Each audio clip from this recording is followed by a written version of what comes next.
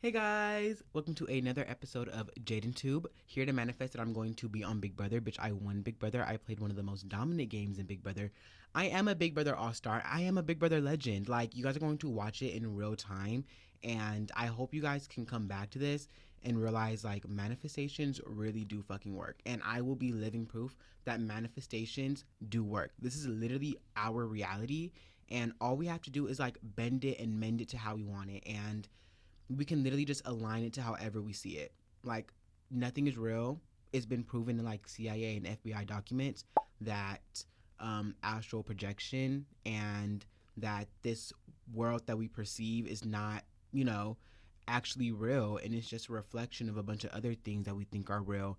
And how we get into like how our sensations aren't real, and they've been talking about that in philosophy, like um basically questioning what is real, what is not real, because when you really think about it, touch isn't necessarily real. It's just your I can't even explain it, y'all, and I'm not going to because I don't think I have the capacity or the vocabulary to actually do so. But that is like a real philosophical topic, like what is real and what is not real, and the senses do come into question, and they came to the conclusion that we cannot trust our senses. In conclusion, philosoph- philosophers said that we cannot trust our own senses. Primarily, the main argument had to do something with dreams, because when you're dreaming, you can't really tell what is real and what is not real. Therefore, when you are awake, you can't really tell if you're sleeping or not sleeping. Therefore, you cannot trust your own senses. So, welcome back to Jadenntube. I'm really, really, really, really hoping that I post the episode that I recorded last week today. I just secretly like don't fucking like the episode, or at least I don't like the first half of the episode. I like the second half of the episode. I think the second half of the episode is cool.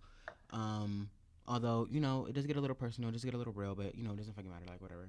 Um yeah, I really hope that I fucking post it. I know I'm gonna post sometime this week. I'm just like super hesitant about posting that one.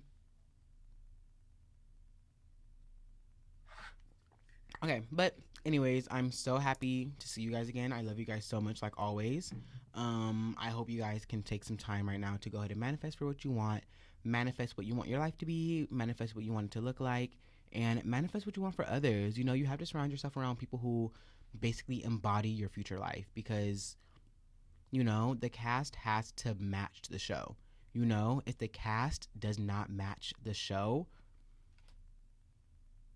then you're on the wrong show. You're on the wrong show, BB. Um, okay, a few things before I get into my topic of trans erasure. Sorry if you don't, give a fuck about that, but I will be talking about that in this episode. I'm currently writing a research essay in my human development longevity class about trans erasure in America and how it's going to happen, how it affects more than just transgender people, and how it's basically just like a targeted attack to completely get rid of trans people and eradicate them from from everything from America, like basically. I understand that that's not everyone's thing, but you know, I don't really see why you wouldn't want to be informed on these issues, knowing that it is affecting a very small population. Like, I mean, 1.6% of America, it's affecting only them. And when they start taking away rights from marginalized communities, and once other marginalized communities give the government permission to do these things and to do these steps for these actions, they're really going to have no reason to not attack other marginalized communities. And on the topic of words and stuff like that, I'm really trying to work on the enunciation of my fucking words, because watching my videos back during edit and, post-opping them, the enunciation is a fucking problem, and it's bigger than just Jadenntube, because I need to have my enunciation correct for Big Brother.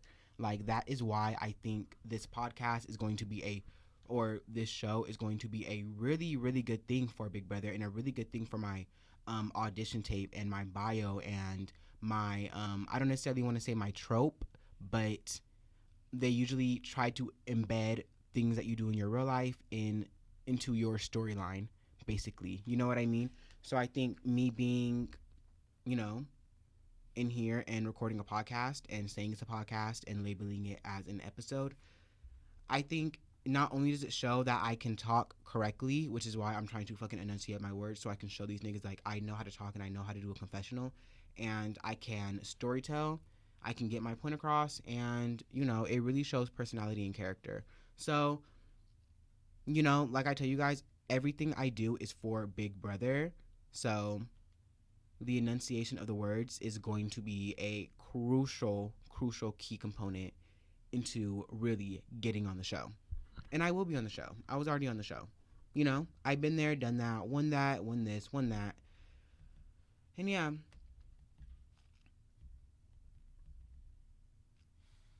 Okay. So before I talk about Trans Erasure real quick, let me just go ahead and tell you guys about the roster. It's dead, guys. I think this will be the last time I talk about the roster, unfortunately, for some of you guys. I know I feel like a lot of people like it, no shade.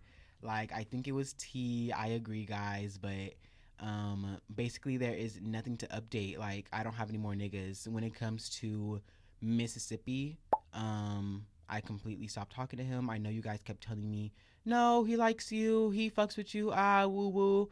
To like the 9 people who voted yes and said like he likes you, you guys are fucking liars and you guys just wanted to see me fail. Like, I think I'm fully convinced of that, because there's no way that I showed you guys those fucking messages and you guys thought he likes him, he's just playing hard to get. Like, you guys actually fucking hate me, and you guys were actually just praying on my downfall that day. And it's okay, we all have bad days, and sometimes we take it out on other people.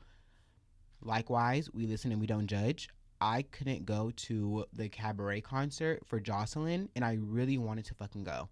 I could not go. Therefore, I did not send the invitation in the group chat, because why would I send the invitation in the group chat if I can't attend the party? You know what I mean? And I told that to Isaiah, and he said it was kind of a hater thing to do. But I'm like, why would I invite you to plans that I know I can attend? It doesn't make sense.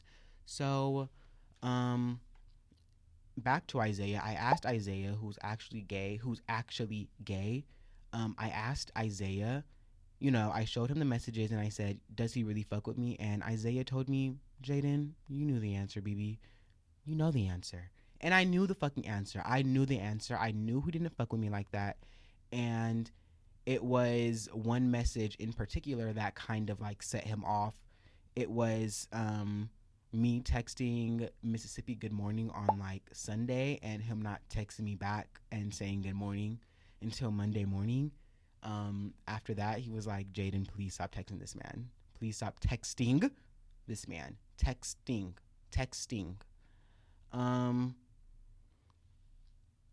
Quick update on LA. First of all, Virginia and Atlanta, they're dead. They're completely dead. I've talked to Atlanta a little bit, and I think me and him are coming to more of a friend basis. You know what I mean? I contacted him and asked him about some scholarships because he works in that field. He works with like high school students and helps them with scholarships. So he was telling me about this one website that has like a bunch of opportunities for scholarships, and a lot of them usually like don't get filled out or people just don't apply to them. So he was sending me that website. He's clutch. Like, he's a good person. Like, he would be a cool friend if he wasn't trying to fuck on me literally all the fucking time. You know what I mean? Virginia, I haven't spoken to Virginia ever since that one day. I checked yesterday to see if he still followed me, and he does still follow me. Like, we still follow each other. Like, it's cool. Like, there's no beef. There's no bad blood. Maybe in the future I will text him back, but for now it's like not gonna happen. LA. I think the last time I told you guys about LA was on the day before Thanksgiving, on the episode that I was just kind of in my room. And I told you guys that I was kind of speaking to him a little bit, like from here to there. Right now, I basically stopped talking to him. Right? I basically stopped talking to him, and he was calling me, FaceTiming me. He was calling me and FaceTiming me throughout the week that I kind of decided that, like, hey, I don't think I'm going to do this anymore. Because, mind you, every time he calls me, I know what type of time he's on, and I may not always be on that time. Sometimes I am on that time. Sometimes he even gets me on that time. You know what I mean? But I don't know. Recently, it's just like, I feel kind of gross. And like I told you guys, when I was drawing his animation, it was just like grossing me out. Like, it was just kind of grossing me out about the nigga that I was talking to and what I was doing for this nigga. So I kind of was just like, I'm just actually not going to respond anymore, and I'm just going to leave it at that. So he was calling me throughout the week, and I haven't been answering. Actually, dead ass, guys, I have not been answering the phone. I just let it ring, and I ignore it. He did that a couple times, basically throughout the entire week, and then it came to this weekend. He FaceTimed me. FaceTimed. He FaceTimed me. I did not answer, and he texted me saying, bet. So at that point, I was like, okay, maybe that's it. Maybe that's done. Obviously, I don't necessarily think that I fucked up. My thing with LA, and the reason why I didn't want to stop talking to LA, is because not only was he the first nigga who hit me up out of the roster, he was the first nigga who hit me up. So basically, he was the first nigga who gave me attention. And at the time, like I said in another episode, I was kind of functioning on this idea that niggas are in a scarcity for me. So basically, I kind of felt like, in a way, I just needed to get what I can get, you know? So I was really just like writing it out with him and sticking it out with him and kind of just like doing what he says and trying my best to not make him stop talking to me. You know what I mean? I was treating LA like he was a prize, and he literally wasn't even the prize. He quite literally wasn't even showing me the prize. I couldn't even see his face for like the first month and a half that we talked. Like the first, I don't know. Mind you, still have not seen a full cammed up like this, set it up thing of his face. I've only seen his face in moments in which he kind of moves the camera and shifts motherfucker. In moments in which he kind of shifts the camera from one position to another position, and he kind of like runs it across his face, and I can see his face. So from what I've seen, I think he is actually really cute. I've always liked his eyes. He has a really pretty eye shape. So when he panned the camera across his face, he was wearing glasses, and he had a good face. He was pretty. He was cute, right? So basically, that's why I didn't want to stop talking to LA, because I was in a scarcity of niggas. And now I'm not in a scarcity anymore. Like, I don't really give a fuck. You niggas are not the prize. So I stopped talking to LA. Mississippi, I already told you guys about that.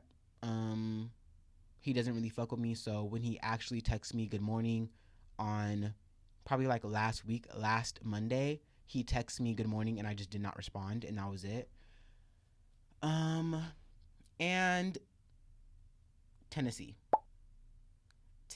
and this is why I think this is going to be the last time I talk about the roster, because I think this is it. Tennessee had contacted me, right? The last time I told you guys about Tennessee is when everything happened at the party. And I kind of thought that was it. Like, I didn't really know if he was ever going to contact me again, because I knew he felt some type of way. So I really did not know where our relationship or our friendship or whatever it was going to go from there. And, I don't give a fuck. You know what I mean? I never gave a fuck. I was never pressed. So I'm still going to view your story. And if you have a good post, I'm going to double tap it. You know what I mean? Like, I truly don't give a fuck. Like, I'm not pressed in any way, shape, or form. I'm just like, I'm literally just here. I'm going to keep treating you like I treat everyone else. You know, if I like your shit, I'm going to like your shit. I'm not going to not like it because we had an awkward encounter. You know what I mean? Like I truly just don't give a fuck because I don't feel a type of way. So I'm gonna move like I don't feel a type of way. So I say all that to maybe prelude to why he maybe have why he may have thought that he had the green light to contact me this Thursday at like 12 o'clock at night. So he contacted me on Thursday. He hit me up on Instagram saying, hey. Literally 2 seconds after texting me, hey, he FaceTimes me, right? He FaceTimes me. I'm a little confused. I'm smoking my bowl. I just finished working on my essay. And I'm like, okay, fuck it. I'm just going to answer the phone. So I answer the phone, and he's in a car full of niggas. Right? And one nigga, I immediately hear something about someone's voice, right? You guys know I sound gay. I sound pretty gay. So immediately, like, my defense mechanisms are kind of going up. You know what I mean? When they're saying something about somebody's voice, I'm assuming they're talking about me.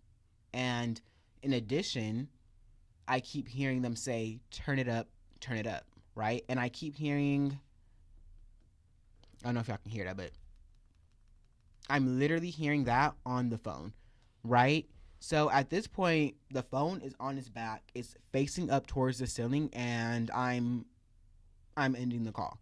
Because not only do I think that was a setup, but like why would you why would you call me in like a car full of niggas? Like, why would you do that? Like, for what reason? So it immediately made me feel like it was a setup in some type of way.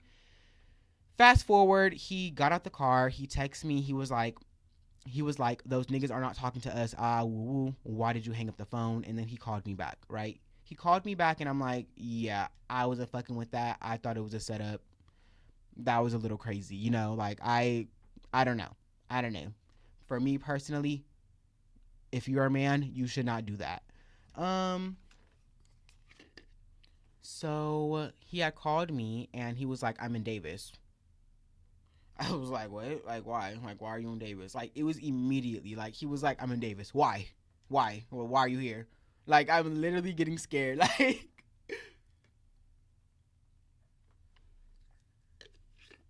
so when he's calling me, so then after he had told me that, I'm putting pieces together that I'm assuming that, like, he's trying to find a place to stay, or his niggas are trying to vibe out, party a little bit, or do something to that matter. You know what I mean? Like, we're in Davis, so let's party a little bit. You know, let's get drunk. Let's go to someone's house and just chill while we're here instead of coming here for an event and then going immediately 2 hours back. Prior to this, I didn't know that there was an event for their fraternity or whatever, so just keep that in mind. So he basically calls me, tells me he's in Davis, and he was like, I wanted to smoke with you. And at this time, I was running out of weed. So I was like, you know, I can't turn it down. I literally physically cannot fathom the words to sit up here and say no to him after he just offered to smoke weed with me. So I'm like, okay, I'm down. Like, I don't mind. And he's like, I'm at this party. So basically the reason why he was here is because this black sorority basically came out. That's what the black sororities and the black fraternities do. They have like this coming out event where it's a lot of chanting music. I think I told you guys about this when Tennessee came out. Now they were having a coming out for the girls. So he came here to support that, and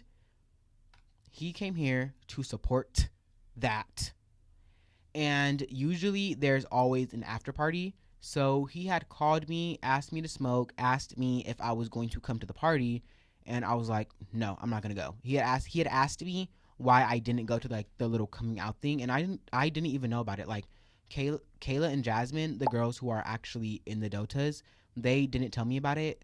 So I literally like had no clue. And when he was telling me about the party, he was saying like, I think he assumed that I wanted to go to the party because he was like, I'll just come to your house. And I was like, I can actually just come to you. And he was like, oh, okay, then we can just smoke in the car. And I'm like, we can smoke outside. And then he's like, okay. So we'll smoke outside and then chill. And then he's kind of telling me like, I don't know about the party because it's really only, he's basically telling me the party is exclusive to only frat people, right? Whatever. Might, whatever. I don't, whatever. So he's basically telling me that, and I'm telling him like, okay, like that's cool. And then fast forward, he's basically talking to me, and I'm telling him like, yeah, I'll come over there and then we can smoke outside and then we can chill. And now he's kind of talking like, although it's exclusive, you can still come to the party. And I keep telling him like, I don't want to go to the party. And I think he's hearing it like, I don't feel welcomed, so I don't want to go. But I'm literally like, no, my bitches are not there. I don't want to be at the party with just you. I do not want to go. I didn't know. My homegirls actually did go to the party. I didn't know that, but that was the primary reason why I was like, I'm not going, because it's literally just you. And like, what?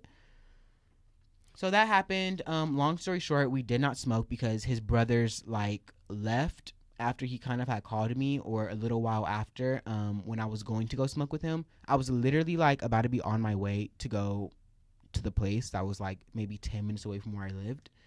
But then they left. So then they left. He asked me when I was going home for break. I was like, I'm going home on the 18th. And he was telling me, okay, well, I'm going home this day. When do you leave for college? I'm like, in June. And he's like, okay, then I'm just trying to make sure that I can see you before you graduate. And I'm like, LOL, I'm pretty sure we're going to see each other very soon. And then I think I said something else, but I don't remember. But I basically say something around those lines, and that's it. So that is why I basically think the roster is dead, based on how I'm leaving off on all these niggas. It's either an ignorance or kind of, in my opinion, the whole thing with Tennessee,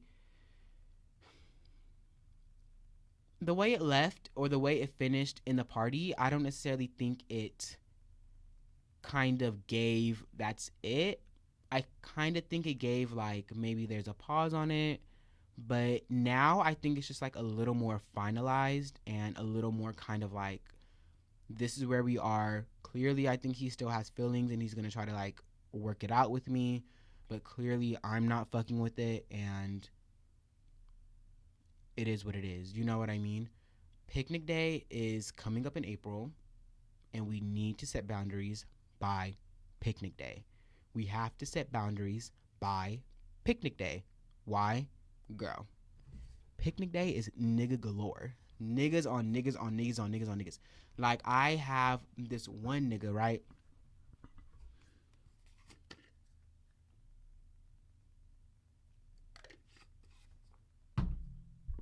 I have this one nigga who I actually have a crush on, right? We are going to call him. He's also not from America. Oh, we're gonna call him England because I think that's where he's from. So it was this boy that I met like maybe 2022. I met him at a 420 party, and I was basically wearing a mesh green crop top. Hopefully I can actually show you guys because it was a pretty cute outfit. So I was wearing a mesh green crop top at this party, and he was there, and like bro literally kept staring. Like bro was like, you know what I mean? Like, I don't know if this was before or after I made out with the white boy, but before I made out with the white boy, I couldn't peep game, right? After I made out with the white boy, because of the white boy, I was like, okay, so all these niggas who look at me the same way this white boy was looking at me, they want to fuck. They definitely want to fuck. So I don't think I knew what was up at the time because, I don't know. I don't think I was getting the vibe. But eventually, my homegirls, Jasmine and Atia, they had told me, like, Jaden, he keeps looking at you. Like, I think he wants to fuck on you. And I'm like, oh my God. Because, like, I'm not sure if I'm tripping or not. You guys know I'm constantly thinking that people are looking at me. So, especially when I'm in certain attire. So, like, I'm never sure if niggas are looking at me to fuck or to to buck. You know what I mean? Like, do you want to fuck or do you want to buck? Like, really, you just want to touch on my body. But that's how I am with him. And he moved to SoCal for school, so now he's over there, and he usually comes out here for picnic day. And I saw him last year, and he came up to me, but I was talking to somebody, and he literally just stood there for like 5 minutes. Like, just stood there for like 5 minutes waiting for me to like acknowledge him in any way. And I don't know, I think he's so cute. Like, I think I clearly have a type, and I know I don't like skinny boys. Like, I don't like skinny, scrawny boys. But the boys that I genuinely have a crush on, oh shit. The boys that I genuinely have a crush on, they all look the same. Like, they all have like, they all kind of have like long hair. They're pretty dark and they're skinny, but I think they're so cute. I think they're so freaking cute, bro. I also have a crush on this other TikTok boy who followed me on TikTok, and I followed him on Instagram. I haven't hit him up yet because I'm a fucking pussy and I'm a fucking punk, and I'm scared to text him. But today he posted on his TikTok, and I commented like, like, you're always eating blah blah blah. But I think he's so cute, and he looks like I clearly have a type. Um so yeah, I'm actually gonna hit up, oh, I didn't mean to say his name, but I'm actually gonna hit him up and ask him if he's coming out here for picnic day. And if he's coming out here for picnic day, girl, let's set something up. Let's make an arrangement. You know what I mean? Let's make an arrangement. So that's what I want to do for picnic day. And if Tennessee is there and he's all up on my body, there's gonna be a fucking issue because fuck, what's the name? British or England is not the only nigga who I want to fuck that's there and that's going to be there. I don't even want to talk about him right now. I don't really want to talk about this nigga that I'm just started talking to. But he's actually from Sacramento, and guys, I think he's actually so cute. Like, I'm so serious, guys. Like, genuinely, I think he's so cute. I actually have like a little crush on him. He literally hit me up yesterday or like 2 days ago, something like that, and we've been conversating, talking. He's not from Sacramento, but he currently stays in Sacramento, and all the niggas that are on the roster besides Tennessee are like super out of the fucking way. You know what I mean? So this one feels a little different, and when I started talking to him, I literally like forgot how to talk. All the practice that I've taken and all the classes that I've taken on how to mac on niggas and how to mac with niggas completely went out the fucking window. It's like I was in class and then I came to take the exam and I just forgot everything. Like, forgot fucking everything. So I was being like a fucking, I don't know what the fuck I was going through yesterday, but I was like, I don't fucking know, but I think I was just overthinking a lot because I don't know, guys. He's like really cute. Like, he's like really cute. Like, he looks kind of like evil and kind of like a menace, and I think he used to. In his recent pictures, he doesn't, but in his like older pictures, he looks like a little menace. Like, he looks evil. Like, he looks like he had silver caps in his mouth when he was like younger. You guys know what I mean? And I like boys like that. I like niggas who look evil. Like, I do. I like niggas who look like a little bit of a menace. Like, you guys know what I mean? Like, I like, he doesn't give me like animalistic, but it falls in that category a little bit. Like, I love rugged boys. He's not rugged. He's actually very put together, but I don't know, just gives that vibe. I don't know. So basically, I'm in love. And that's it for the roster because I'm not going to fucking talk about him.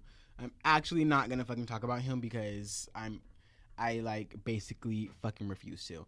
So as you guys have been watching, I've been having my stizzy sit there on the side. I've had my stizzy sitting there on the side to see if she would fall and give me some wax because I like to smoke on these episodes. We've been talking for 30 minutes and I'm glad that I've had something to talk about because a thing that I did not like about the other episode, the last episode, is that it was just very fucking unorganized and I didn't really like it. And did you guys just see how there was absolutely no enunciation in that last sentence? I fucking hate that.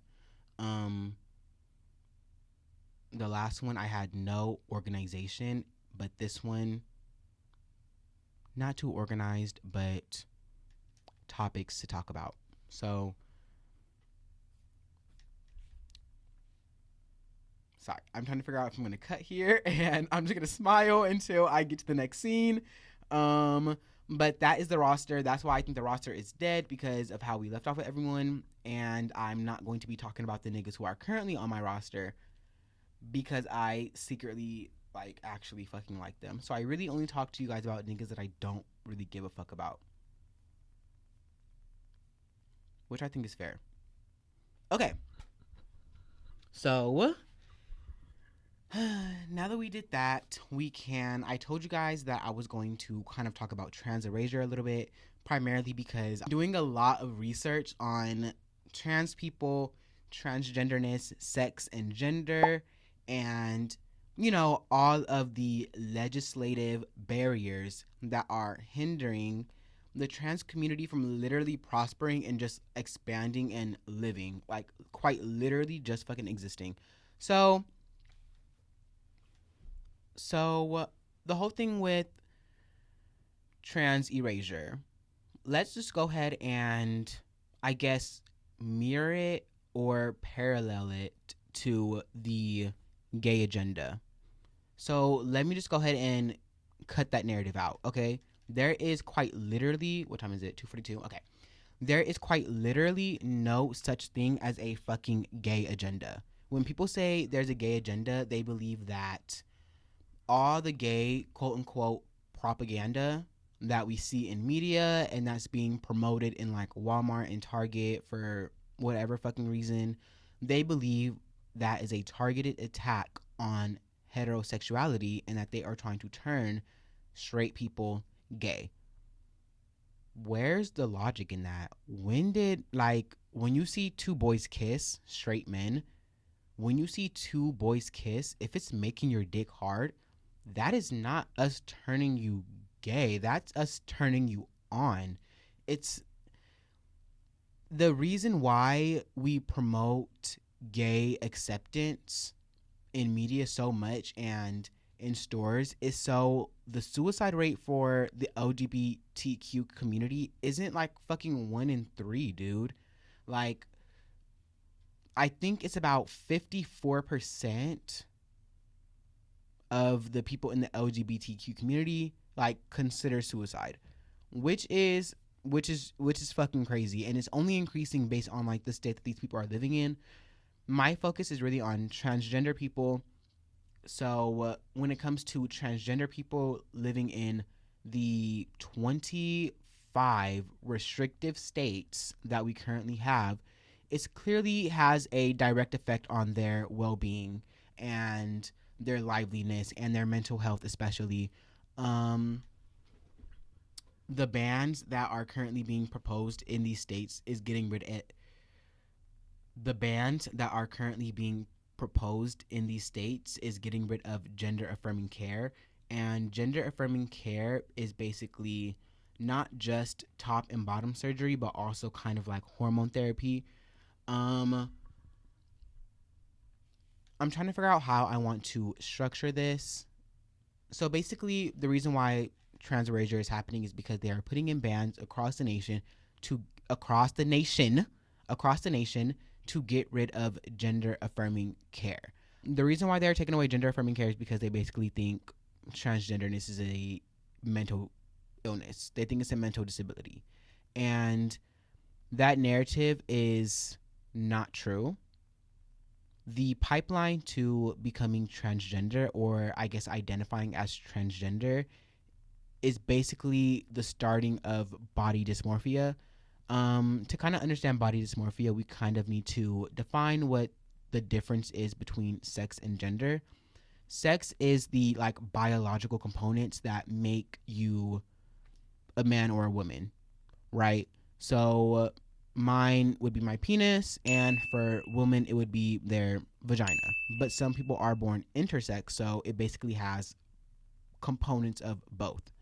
When it comes to gender, it's the internal feeling of how you feel about yourself and how you want to be perceived in society. So there's gender identity, which is how an individual identifies with their own gender. So I identify with male because I feel like a boy on the inside. But transgender people who are like born with a penis, they don't feel like they're a boy inside. Like they feel like a girl. And I can't explain that feeling, obviously. And I can't even like,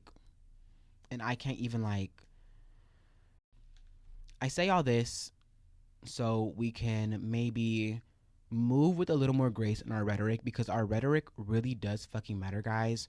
Especially when it comes to words like zesty, no diddy, anything that has been promoted by the Twitch community literally needs to be eradicated. And all Twitch streamers need to be arrested, like immediately. They all need to be put behind bars for the irreversible damage they have done to our fucking generation and our community. When I say our community, I think I'm mainly talking about boys, because the damage they've done is just unfathomable. Okay. Just to coin off our rhetoric, so we know that our rhetoric has real implications, guys. When we are being anti-gay and we are using homophobic words that we may not see as homophobic, and I'm talking about words like sassy, calling men sassy is a part of it, girlies. Calling men sassy is a part of the homophobic rhetoric that does have real and harmful implications to the LGBT community. And a primary example of that is the erasure of transgender men and women by restricting them of health care, discriminating against them, banning them from fucking bathrooms, and marginalized communities kind of being okay with it, agreeing with it, putting their 2 cents in on it, that doesn't positively impact the transgender community. Because once they realize that people don't give a fuck about the 1.6%, they're going to go for the 2%.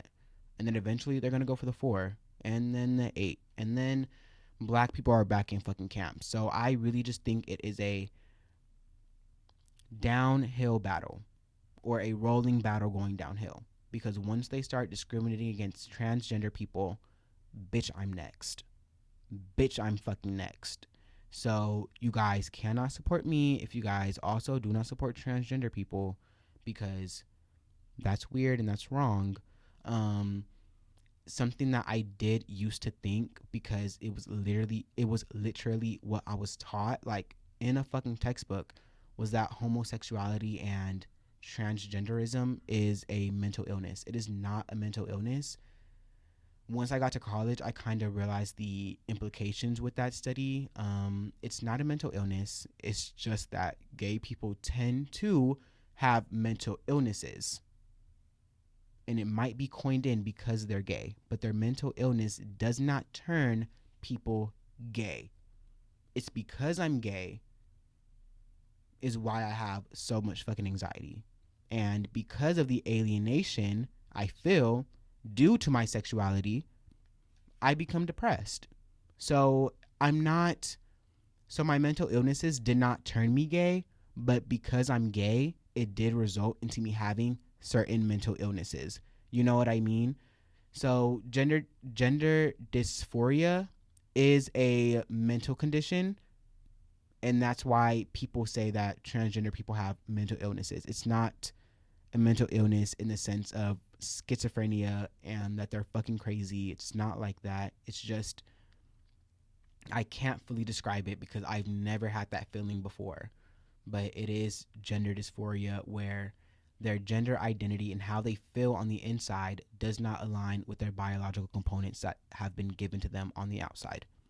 You know what I mean? Gender affirming care is saving lives. It's making people less depressed by, I know the suicide rate is down by like 70 something percent, and the depression rate is pretty close to it. It's like 60 something percent. But gender affirming care is a clear indicator of better well-being, all that. So gender affirming care does save lives, and when it comes to our rhetoric, we have to be safe about it. I really would like to just hop back into what I was talking about when it comes to rhetoric. But when we are calling men sassy and zesty, saying no diddy, those are homophobic terms because you guys are basically saying men with emotions are gay, and then you guys are putting a bad emphasis on the word gay, as if these men were gay, it's a problem. You know what I mean? The whole thing with No Diddy is just, not only is it incredibly insensitive to the victims who have been affected by that, but it's also fucking homophobic. It's the same thing as saying like, pause. Anytime someone says something a little fucking gay, you guys say fucking pause. Or when I had another example, but I don't fucking remember it. But in conclusion, these words are homophobic, inherently homophobic, and it is damaging the gay and trans community, and we have to stop saying it. I really feel like I had something else to say about the whole thing with specifically women saying sassy, and women don't really say zesty because that's basically them saying gay. I have heard it been said, obviously, but primarily women stick to calling boys sassy anytime they show some type of emotion. So we can't fault men for being emotionless. We cannot fault men for being emotionless in relationships and then fault them when they show emotions. You know what I mean? It doesn't make sense. So I say that I hope we can all individually stop doing it and stop using those harmful words. We don't need to. And the way I'm literally looking right here and not at the camera is crazy. We just need to hold ourselves accountable on an individual basis. We don't need to sit up here and try to convince everyone else to stop saying it, or we don't need to call other people out for saying it. Do I do it? Not necessarily. I just don't like partake in it. But you can't call yourself an ally and then also use homophobic rhetoric and homophobic terms. So I'm going to leave it at that. Maybe I will come up with something else or figure out what the fuck I was trying to say earlier when I watch this back, and we can talk about it again next week or the week after that, because guys, my school is going on break, so I'm not going to have access to the podcasting room. I think I'm going to still record the episodes in my room. But honestly, we will see what happens with that. And I apologize in advance if you guys don't see a Jadenntube for like 2-3 weeks before school starts again. So before I go, I'm just going to go ahead and insert my quick media of the week. I'm going to suggest you guys watch the anime called Bakihana or Bakihana. That is the anime that I'm currently watching. It's about fighters, shit like that. Honestly, I was watching it last week and I haven't been watching it this week, so I'm going to hop back in it, but that's the anime that I'm currently watching that I currently like. And as for music, I am currently obsessed with this song called Swamp Bitches. It's actually so fucking disgusting and nasty. Like, the beat goes hard as fuck. Dochi and Rico Nasty are like, I don't know. The way they rap, it cannot be compared. And last thing, stream Cortisa Star. She is the evil menace transgender rapper of our century, and she's coming up, guys. It is a Cortisa Star takeover, and that's it. Okay, I love you guys so much. Thank you guys so much for the support. Kisses on both cheeks. Keep manifesting. Stay up. Don't doubt yourself. Believe in yourself and believe in your abilities. Trust in yourself. Okay, I love you guys so much. I'll see you guys very soon. Bye.